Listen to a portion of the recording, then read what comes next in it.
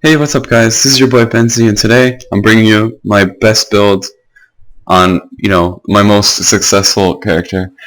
So today we're looking at the Dual Wield two-hander NightBlade, and I'm going to explain why this build's so good. I'm going to explain what this build's for and how to use it, and I'm going to explain what's the best sets to maximize the potential of this build. So what this build's for is for AP farming, basically. It's a really good group build. It does insane DPS. It does insane situational DPS, and I'll explain that in a second. But it does insane DPS, it has decent mobility from Quick Cloak and stuff like that. Obviously, your NightBlade, and you have Dark Cloak that helps with your mobility as well, running around in stealth. So this Dual Bar provides insane AoE and high burst damage, and your single target bar provides really good single target damage. So all around, this build is agile, decent sustain, strong AoE damage, strong single target damage, and it's just honestly the best NightBlade build out there. There's nothing else to say. There's no real build that can multitask like this build can. Obviously, I think bow two-hander NightBlade builds, some of them are more successful at 1v1 combat. Like I'll use bow for duels, but open world, this is the NightBlade build. I honestly don't believe there's no better build than this one. You could solo Zergs with this build if, and only if, they don't spam Jesus Beam and Soul Assaults on you, because I don't have Vigor, so I die. Permaroll doesn't save you from those things. But in some situations, you can time your Soul Tethers for those nice tether heals, and do it anyway. So I explained what this build's good at doing, and what it's for. It's for AP farming and group content, really. I like to solo PvP with this build, but your options are endless. It's probably the strongest in the group since until you get Vigor. When you get Vigor, then this is gonna be like a god mode build. I'm gonna be an Emp before I get Emp. In terms of resource sustain and obviously my damage output would be less than an Emp. So let's get into the gear sets. This is what I've been using for a really long time, but I might change it in the future. We got 5-piece skirmisher. We got the head, shoulders, gloves, boots, and belt. I really think Skirmisher is one of the most successful sets in the game. The 5-piece bonus is ridiculously OP. It beats any other 5-piece, so for that reason, it's a situational weapon damage that you get for 5 seconds, but since you're perma-rolling anyway, you're more than likely going to get that weapon damage. The alternative to this set would be Hunting's Rage, and I'm considering putting 5-piece Hunting's Rage, specifically because Sorks give you are sustained enemies, and they cause you to have prolonged fights. So if they survive more than 5 seconds, and they can with shield stacking, you're not going to get that weapon damage, and you're not going to kill them successfully. So for that reason, I might switch Skirmisher out, but realistically, this is a 1vx build, and you might be dodge rolling anyway from other targets, but I just strongly recommend focusing Sorks last with this build, mainly because siphoning attacks doesn't work on Sorks, and they're troublemakers anyway. They take too long to kill compared to other classes. We got 5-piece Ravager, the body and the legs because they provide the most armor.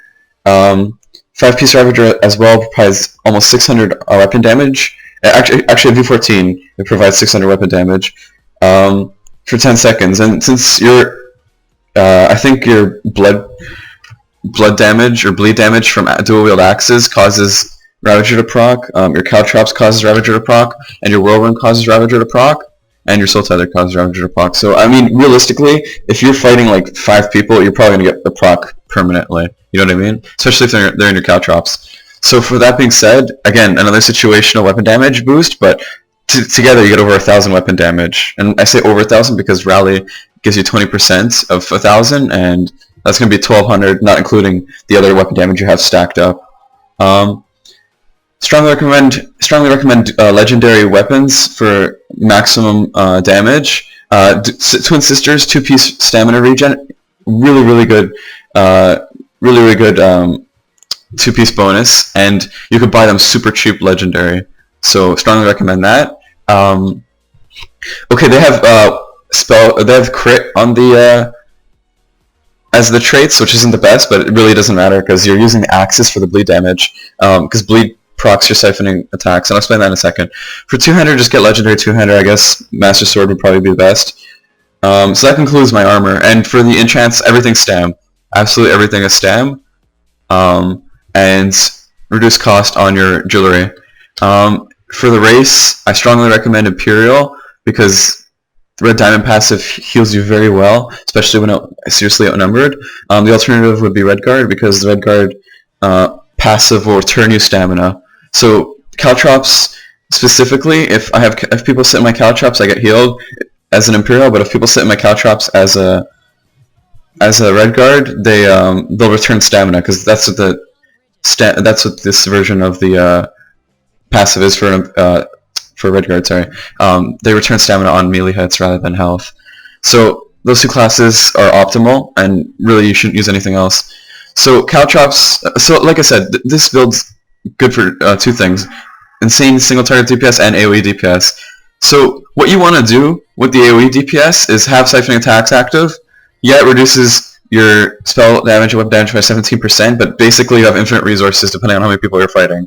So strongly recommend keeping this up at all times. Only put it on one bar because you do not want to have to turn it off every time you switch over to your single-hander, because that takes up at least a second of your time, and a second counts when you're seriously outnumbered and you need to burst somebody down quickly before a healer heals them up. So everything on this bar revolves around Siphoning Attacks and infinite resources. So we have Soul Tether. I mean, it tethers everybody who hits. It's Bat Swarm on steroids at times. I like it more than Bat Swarm because it stuns people, and Dual Wield does more damage against stun targets. So oftentimes, if I can get people down to 70% health, 50% health, I'll just pop Soul Tether, AoE stun everybody, AoE whirlwind everybody, everybody's dead. It's just such a beautiful combo. Dark Cloak, you need to remove those pesky Jesus Beam, Soul Assaults, whatnot, and DK Fire Dots. That's important. So we go to the Whirlwind. Whirlwind's basically the only AoE, the only damage on this bar, aside from Caltrops. And yeah, it's just used for bursting people down, AoE-wise. Since I'm dual-wielding axes, Whirlwind applies bleed to everybody I hit, and every person I hit with Whirlwind has a chance to restore 15% to my max magic gun stamina. Every person who's bleeding has a 15% chance, not 15%, has a chance to restore 15% max magic gun stamina. In addition, if I light attack people, I get 3% max magic gun stamina. I usually light attack weave, but I mean, when there's 100 people on top of you, there's no time to light attack weave. You just whirlwind dodge roll. Quick Cloak for mobility. It reduces the damage from inevitable detonation, not curse though. So this is kind of important against some Sorks. It basically reduces a lot of the damage you take in AoE fights. Since you're just perma-rolling through people, oftentimes you dodge everything, but there are times when you get knocked down and you just get mowed down by a Zerg of just smashing AoEs. You know, they don't even have to be focusing. If you get knocked down, you won't be healing, and they'll just burst you. So, I mean, this saves me so many times, and since I don't have Vigor, I mean, this will save me from, you know, healing a lot of that AoE damage. So strongly recommend this, and you need it for mobility, you know what I mean? The alternative would be Double Take, but realistically, I really want to save all my Magicka for Dark Cloak. It costs 3.5k Magicka, and if that's only 3 cloaks I can honestly do. So, you know, you could spam Jesus Beam forever. I mean, it's not like you can only spam it once or twice. It's not an ultimate or anything. So, I mean, Dark Cloak saves me. If you're at 20% health and you need to not get Jesus Beamed, I mean, you need that Dark Cloak spam rather than a Double Take, because I don't even think Double Take will dodge Jesus Beam. Caltrops, really good AoE damage. Basically just used to proc Siphoning Attacks. It slows everybody, which is really, really nice. It keeps everybody on top of you, and that's what you want, everybody on top of you, so you can just go fucking crazy on them. Alright, single target, we got the standard. I don't like crit charge when you're outnumbered and you get CC'd, or I mean, immobilized and stuff like that by Petrify or Talons, something like that. It basically makes crit charge useless. Crit charge is kind of predictable, although its cast time is really fast. So, I don't know. You can see somebody crit charging if it's max range, and you'll either get fragged in the face or petrified mid crit charge. So that, I don't want to leave options for error, you know, room for error, you know what I mean? So ambush is the preferred choice. It works on better terrain. There's no terrain issue. It teleports you, so there's no pathing issues as well. And it does pretty good damage. On crit, it actually does more damage than crit charge, just because the base damage is higher. But obviously, you don't crit 100% of the time like crit charge. Empowered grants 20% increased damage. on the next attack. So usually I'll go ambush, fear, incapacitating strike, and just instant kill somebody. Surprise attack, it's 100 times better than Wrecking Blow. I don't see. This is just one of the best DPS spells in the game. It reduces your armor, target's armor by 5,000. I mean, that's just like turning them into a paper plate, and you're just fucking going crazy on them after that. Executioner, it's better than Killer's Blade. It's actually one of the only good executes in the game. Killer's Blade and Endless Fear actually suck balls. So this executes at a higher percent health, which is what you want.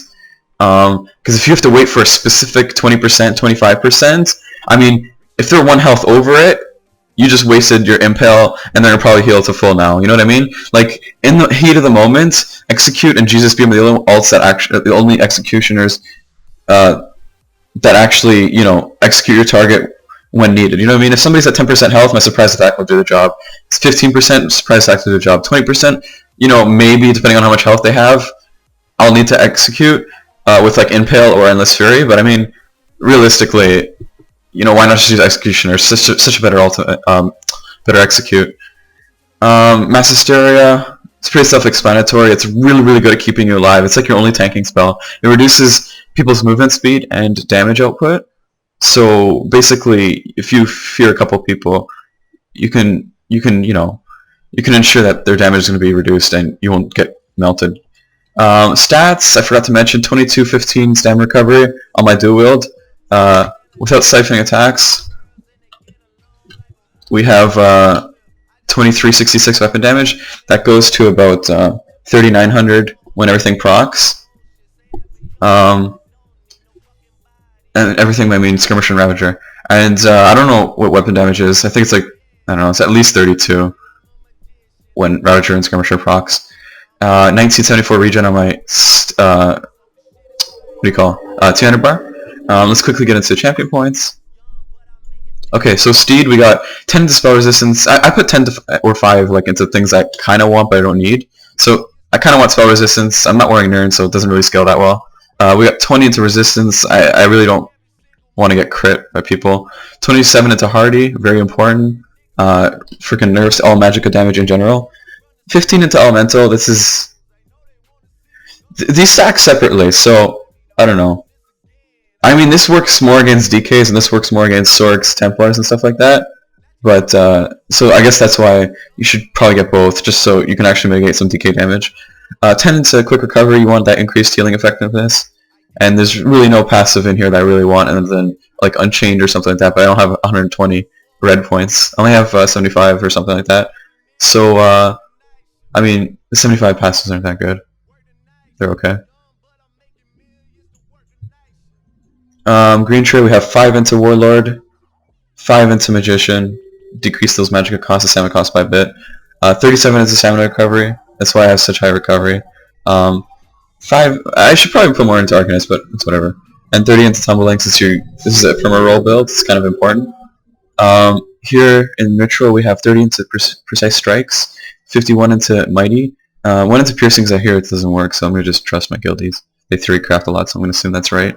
Let's check out 15.6% physical damage and 10.8% on crits. So that's pretty much it, guys. This build is, if you watch my videos and watch my streams, like you'll see why this build is really powerful. This is like one of the only builds that doesn't have a skill cap. You can be a noob and use the skill build successfully in Zergs, or you can be solo play and solo like a whole faction by yourself.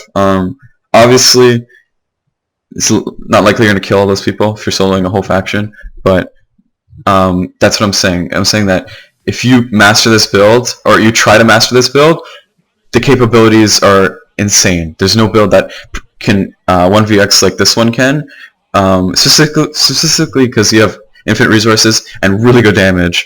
So guys, thanks for watching. This is one of my most successful builds that I've ever made. I'm giving it out to you guys. It's probably going to get nerfed when everybody starts using it, but I already accepted that fact. And, yeah, please nerf Benzie. Thanks for watching, guys. Take care. Until next time.